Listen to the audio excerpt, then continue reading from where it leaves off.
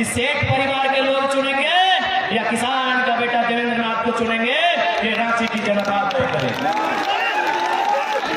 चूंकि धनबाद भी हमारे पड़ोस में है और हम धनबाद की जनता को भी संदेश देंगे कि आज हमने सामाजिक न्याय की व्यवस्था को कायम किया है।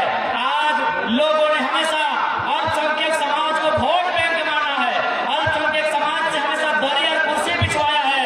हमने धनबाद से एक अल्पसंख्यक समाज के बेटे को सामाजिक न्याय के आधार पर टिकट दिया है। धनबाद में हमारे चाहने वाले एकदम दिल खोल के इकलाक अंसारी को वोट करेंगे, ये हम गुजारिश करते हैं। धनबाद में जितने हमारे चाहने वाले हैं इकलाक अंसारी के पक्ष में मतदान करेंगे, ये हम उनसे गुजारिश करते हैं। दोनों का चुनाव चिन्ह हेलमेट छाप है, बोलिएगा कहते हैं तो की बोल दो। 12 number gas cylinder, 12 number gas cylinder tiger होगा संसद के अंदर।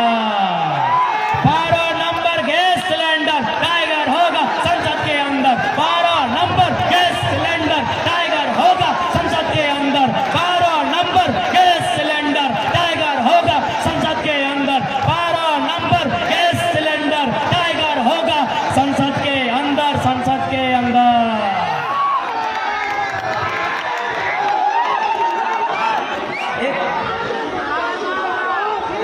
जरूरी सूचना ये है कि हम लोग का रोड शो अभी शुरू होगा शिवराटी मोड़ से इसलिए फाटक तक, तो सभी साथियों से गुजारिश है कि यहाँ के निकलने के बाद रोड शो में भाग लेंगे।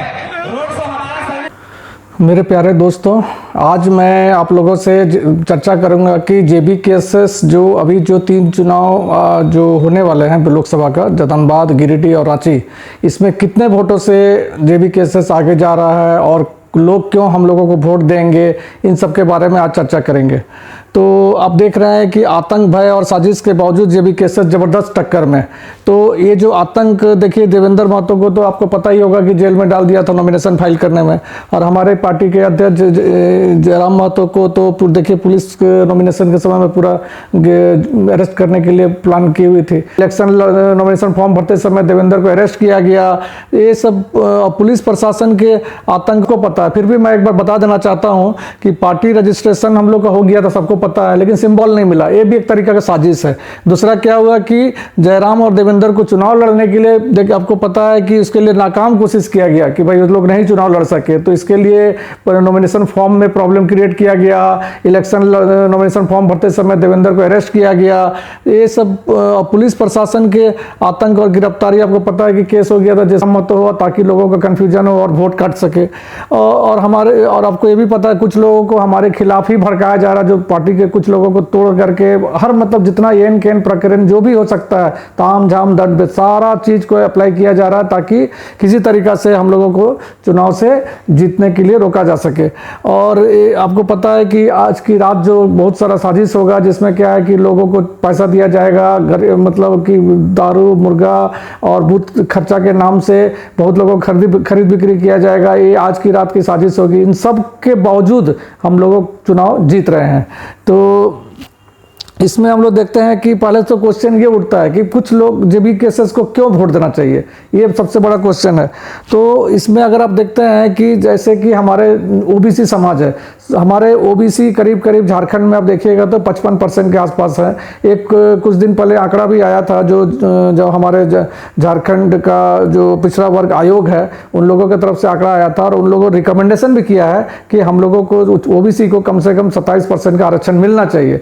लेकिन आप देखिए जब से झारखंड बना, झारखंड बनने से पहले जब बिहार था तो बिहार में लगभग 27% आरक्षण मिलता था, लेकिन जैसे झारखंड बना तो ओबीसी समाज को ये काफ़ी रोष है कि हम लोगों को 14% ही आरक्षण मिल रहा है। तो इसके लिए बहुत बार मीटिंग हुआ है, बैठक हुआ है, हर एक पार्टी अपना एजेंडा में डालता है, लेकिन ये काम नहीं हो रहा है। बीजेपी, कांग्रेस, जेएमएम सभी का सरकार बन चुका है, लेकिन किसी पार्टी ने इन समाज को ये अधिकार नहीं कोशिश किया किस तरीका से इनको 27% या इनका अधिकार हक मिल सके। जबकि आप देखेंगे भारत में कोई भी ऐसा राज्य नहीं जहां पर कि ओबीसी समाज को 14% का आरक्षण मिला है। तो ये बहुत बड़ी विडंबना है। तो ओबीसी समाज इस उम्मीद कर रहे हैं कि चूंकि हमारा जेबीकेएसएस जो एक क्रांतिकारी पार्टी है, तो इन लोग उम्मीद कर रहे हैं कि ओबीसी समाज के लिए हमारा जेबीकेएसएस लड़ाई लड़ेगा और वो अधिकार दिलाएगा। और हम लोग जानते हैं कि जो हमारे जो सांसद जाएंगे, ये लोग जरूर कोशिश करेंगे कि ओबीसी समाज को उनका अधिकार मिले। अब जहाँ तक SC/ST समाज है, वो लोग क्यों हमको वोट दे, तो इसके लिए आप देखेंगे कि SC/ST समाज जो है, खास करके ST जो हमारे झारखंड में है, तो उन लोग देखा जाए कि सबसे ज़्यादा उन लोगों का प्रॉब्लम जमीन का प्रॉब्लम है। आज अगर रांची शहर में जाइएगा तो रांची शहर में आप देखिए बहुत बड़ा बड़ा बिल्डिंग बन गया है, बड़ा बड़ा दुकान, मॉल, शॉपिंग मॉल सब बन गया। किसके जमीन पर बना है? ये सारा का सारा आदिवासी जमीन है। लेकिन इसको रोकने के लिए कानून भी है, CNT कानून भी है, लेकिन जो कानून को सही तरीका से इम्प्लीमेंटेशन नहीं होता है, तो इसके लिए कौन जिम्मेवार है? इसके लिए हमारे राज्य सरकार जिम्मेवार है, जो कि कानून व्यवस्था उनके हाथ में है। तो देखिए, बीजेपी भी सरकार बनाया है, कांग्रेस भी सरकार बनाया है, लेकिन किसी ने आदिवासियों के इस प्रॉब्लम समस्या को कोई सुध नहीं लेता है। तो ये बहुत बड़ा विडंबना है, जो कि हम लोग जेबीकेएसएस पार्टी हम लोग चाहेंगे कि जब हम लोगों का सरकार बने और हमारे लोग संसद में जाएं, तो हम लोग ये अधिकार उन लोगों को जरूर दिलाएंगे। और देखिए, अगर मुस्लिम समाज के जहाँ तक बात है, तो मुस्लिम समाज को हम लोगों को इसलिए वोट देना चाहिए क्योंकि अगर जहाँ तक गिरिडीह का बात है और देखिए धनबाद की बात है, तो धनबाद और गिरिडीह में मुस्लिम समाज को ये पता है कि पिछले 15 साल से कांग्रेस या मान लीजिए JMM ये लोग जीत नहीं रहा है। और लगभग जैसे गिरिडीह का बात है, लगभग 36 से 37% वोट मिलता है, और उससे पहले तो और भी कम मिला था। तो अगर मान लीजिए कि सारा चीज़ जब आपको जो JMM का जो ऐसा है कि मुस्लिम समाज के पूरा वोट देने के बावजूद अगर नहीं जीत पा रहा है, तो मुस्लिम समाज को यह सोचना चाहिए कि हम क्यों वोट देकर के अपना बर्बाद करें। अगर आप फिर से दोबारा वोट देते हैं तो फिर वोट बर्बाद हो जाएगा और फाइनली बीजेपी जीत जाएगा। तो उन लोगों का, और चूंकि आज देख ही रहे हैं कि आज जयराम महतो का एक माहौल बना हुआ है पूरा वहाँ पर, और सारे के सारे बहुत सारे युवा लोग, मुस्लिम समाज के लोग जो हमारे साथ जुड़ गए हैं, जो कि आंदोलन को आगे बढ़ा रहे हैं। और उन लोगों को पता है कि आज जो अधिकार हम लोगों को, मुस्लिम समाज को जो जेबीकेएसएस दे रहा है, आप तो देख रहे हैं धनबाद में हम लोग 1 लाख अंसारी को लड़वा रहे हैं, तो एक जेबीकेएसएस एक प्रतिनिधित्व दे रहा है मुस्लिम समाज को।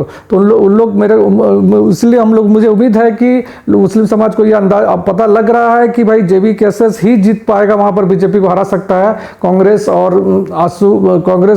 JMM में हरा नहीं सकता है। इसीलिए आप लोग मुस्लिम समाज को हम लोगों को वोट देना चाहिए।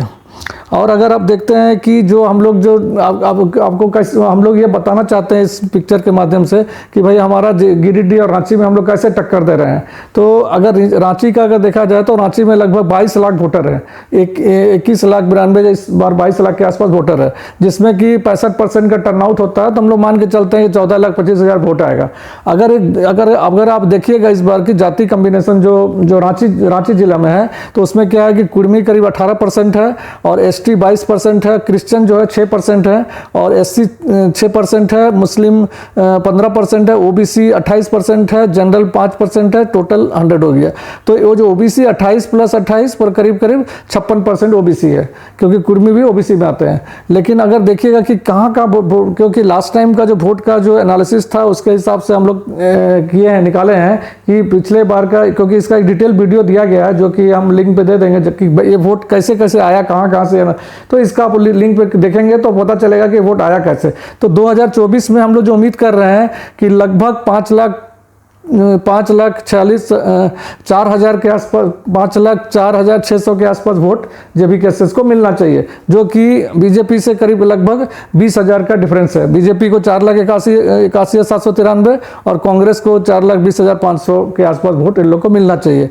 आप इसका डिटेल वीडियो में आप वहाँ देख लेंगे तो आपको पता चल जाएगा कि कैसे परसेंटेज किसको कहाँ दिया गया और कैसे एनालिसिस करके बनाया गया इसका।